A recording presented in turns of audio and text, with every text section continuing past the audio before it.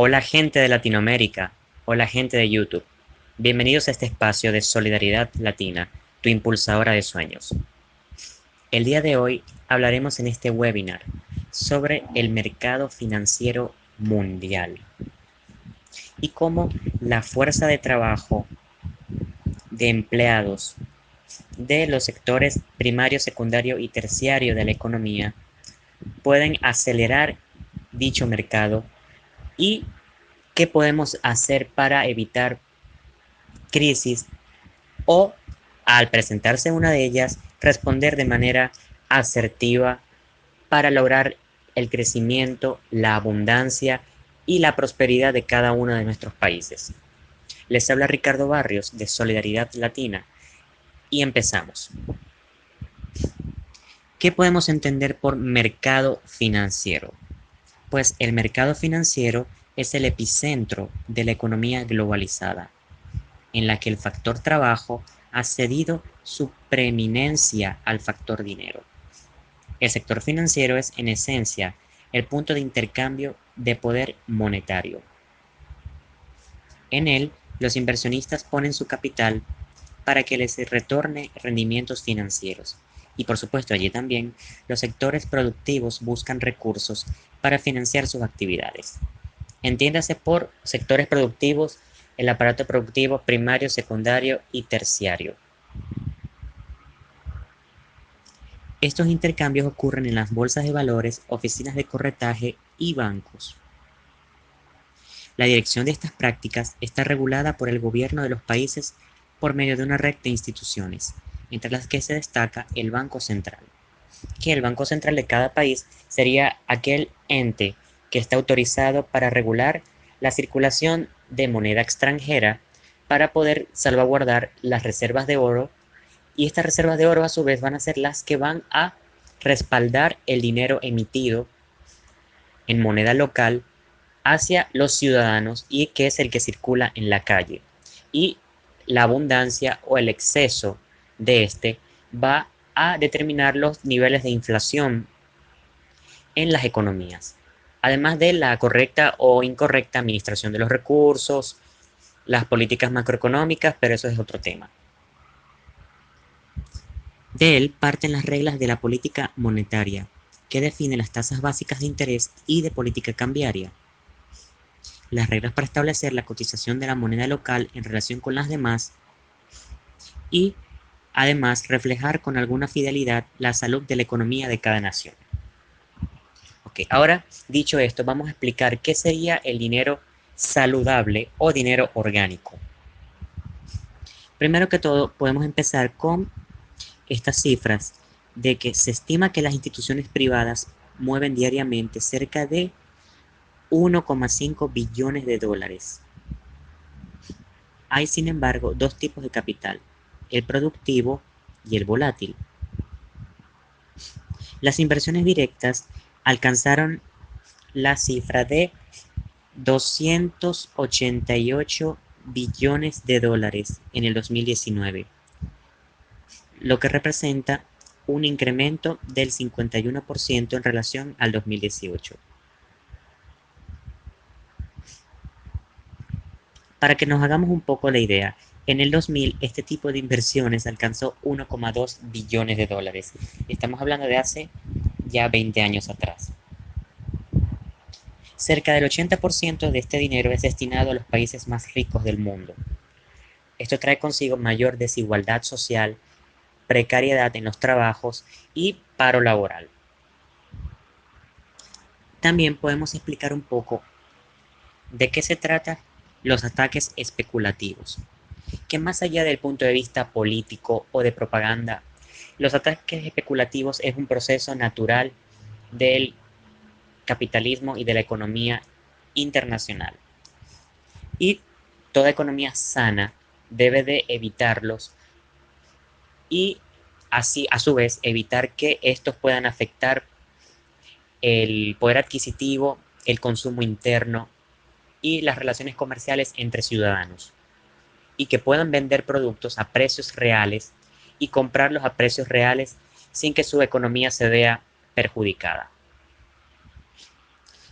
En cuanto a ello, podemos decir que la apertura a los flujos internacionales atrae también los capitales especulativos, que algunos autores los denominan capitales golondrino, que son aplicados por inversionistas interesados en obtener grandes ganancias en poco tiempo.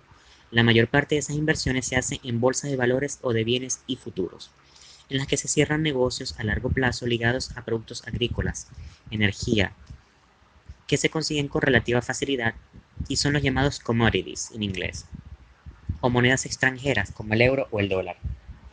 Cuando muchos inversionistas sacan su dinero por temor al mismo tiempo, ocurre un proceso conocido como fuga de capitales, que provoca la devaluación de la moneda nacional, porque el mercado, es decir, los civiles prefieren la moneda extranjera antes que la local. Al inyectar sus dólares en el país, los especuladores obtienen ganancias fabulosas gracias a la diferencia de valores de venta y compra. Para sobrevivir estos ataques, el Banco Central de cada país afectado debe forzarse a vender dólares de sus reservas a los operadores del mercado. Al aumentar la circulación de moneda norteamericana, el cambio de la moneda local por dólares se mantiene estable, aunque se consuman las reservas de dicho Banco Central. Y aquí es donde entra el Fondo Monetario Internacional, que aquí explicaremos cuál es la función y cuáles son aquellas actividades a las que éste se aboca. El Fondo Monetario Internacional suele hacer préstamos al país en caso de una crisis. Lamentablemente, estos préstamos obligan a los gobiernos que los reciben a establecer sobre la población el conocido recetario del organismo, que casi siempre fuerza a adoptar medidas de austeridad en el gasto, aumento de impuestos, reducción de inversiones del gobierno y corte de programas sociales. El Fondo Monetario Internacional dice que su objetivo es que haya superávit en las cuentas públicas. Otros puntos de la receta son las privatizaciones de las empresas estatales y la elevación de las tasas de intereses bancarias, que son las que se aplican a la hora de que una persona pueda solicitar un crédito para un emprendimiento macro o micro y después mensualmente hay que pagar parte de ese dinero a una tasa de interés que el banco establezca para beneficio de ellos.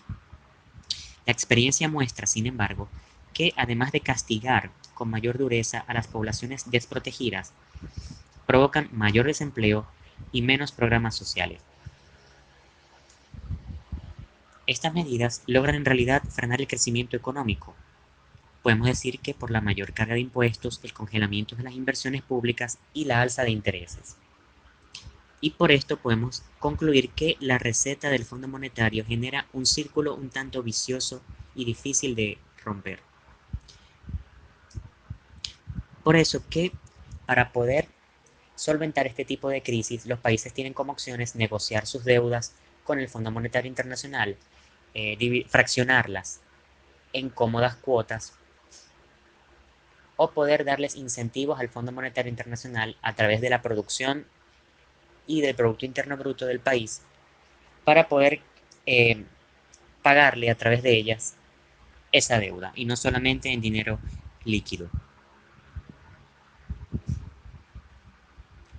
También podemos hablar de reservas cambiarias. Todos los países deben de tener un remanente de dinero en caja, que puede ser utilizado para cubrir eventualidades, especialmente en momentos de crisis. De estas reservas hacen parte los créditos que se generan por un superávit en la balanza de pagos. Se logra un superávit aumentando el volumen de exportaciones o atrayendo inversiones externas. Sin embargo, algunos países, especialmente los llamados países en desarrollo, son obligados muchas veces a dilapidar sus reservas, sea porque las importaciones superaron a las exportaciones o porque hay que pagar los intereses de la deuda externa. O también hay que considerar que porque hay que tratar de salvar el valor de la moneda nacional frente a los ataques especulativos. Dicho esto, ¿cómo podemos lograr que un país pueda controlar o evitar la inflación? Pues generando empleo, pues evitando la circulación de la moneda extranjera por encima de la moneda local, logrando que la inversión extranjera pueda llegar al país en cuestión, cotizar en la moneda local, pagar sus servicios y sus nóminas en moneda local, hacer negocios en la moneda local y por supuesto aumentar la producción.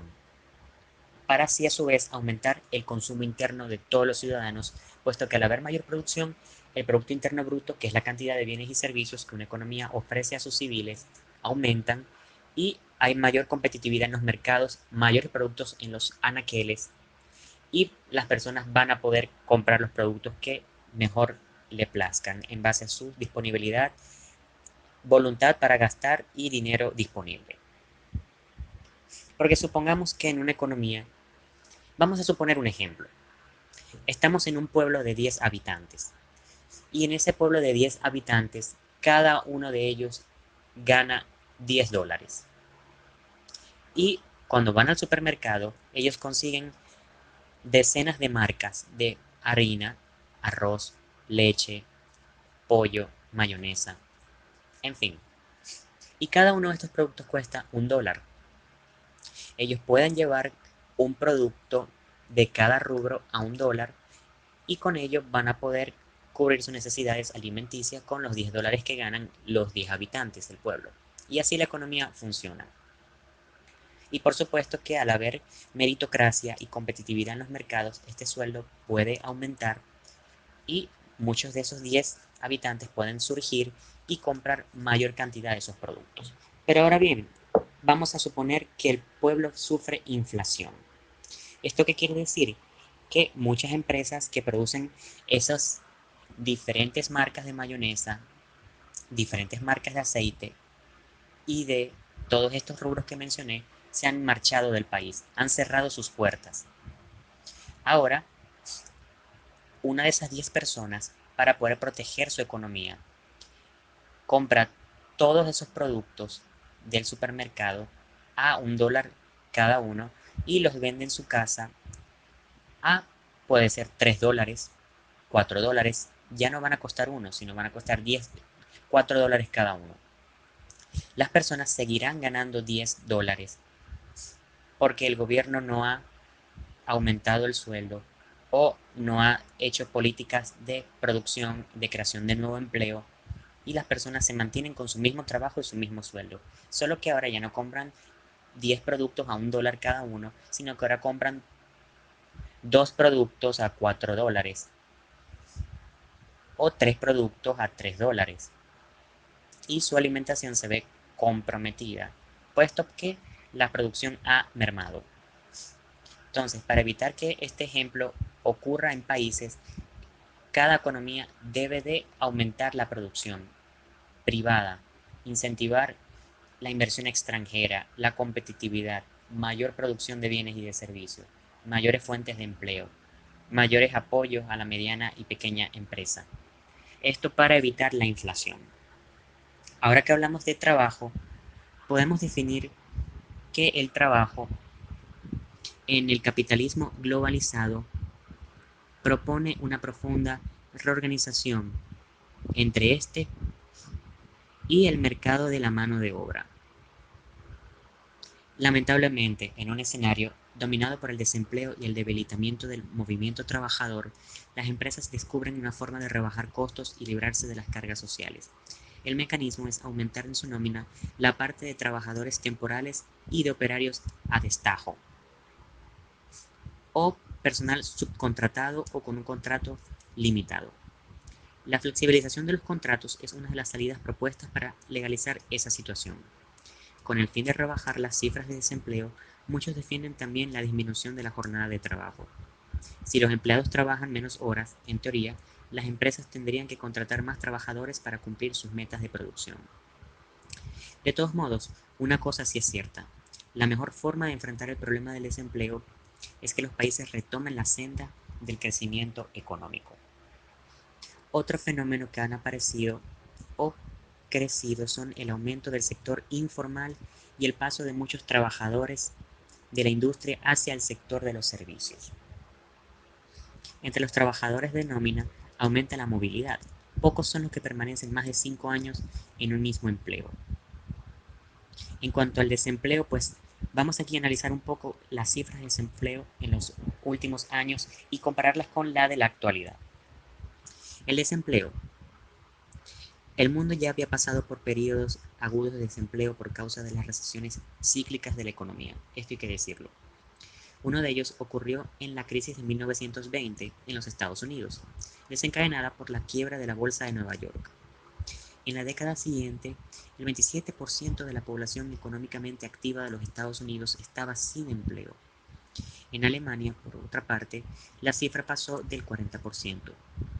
Para superar esta grave crisis social, el gobierno estadounidense invirtió grandes sumas en la creación de puestos de trabajo durante el período del New Deal, promovido por el presidente demócrata Franklin Delano Roosevelt.